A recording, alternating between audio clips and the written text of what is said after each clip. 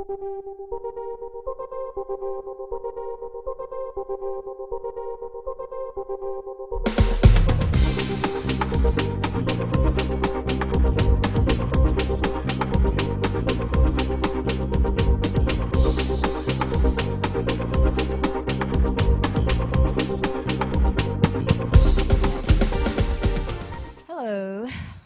Welcome to Imprint Culture Lab. I think that there's an interesting relationship in architecture between the useless and the useful. Architecture has historically been basically defined as that which is useless, that which is beyond the everyday and the utility of the everyday. And I was, I didn't want to buy into that architecture is useless and, well taken point.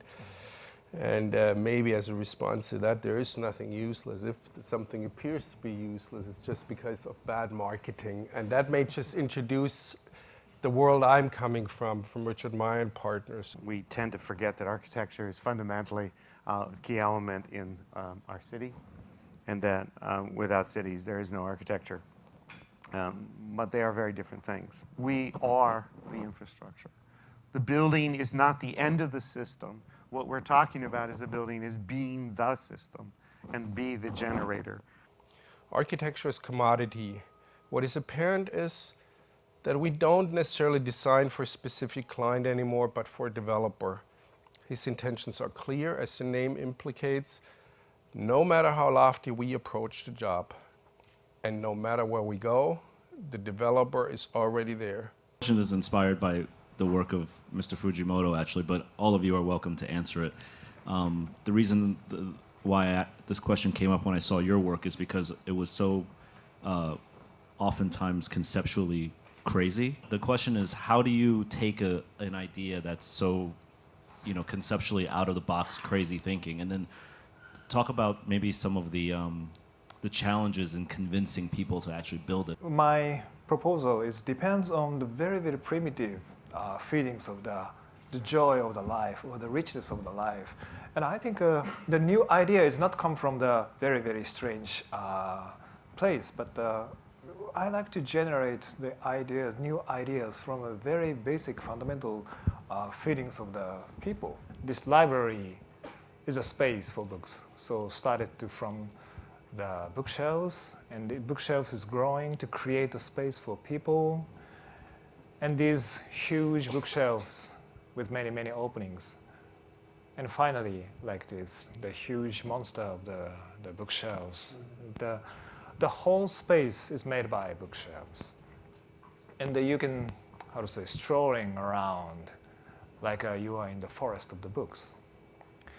And I understood in the library, we have to create, or the definite requirements of the library is this searchability, to find the books systematically.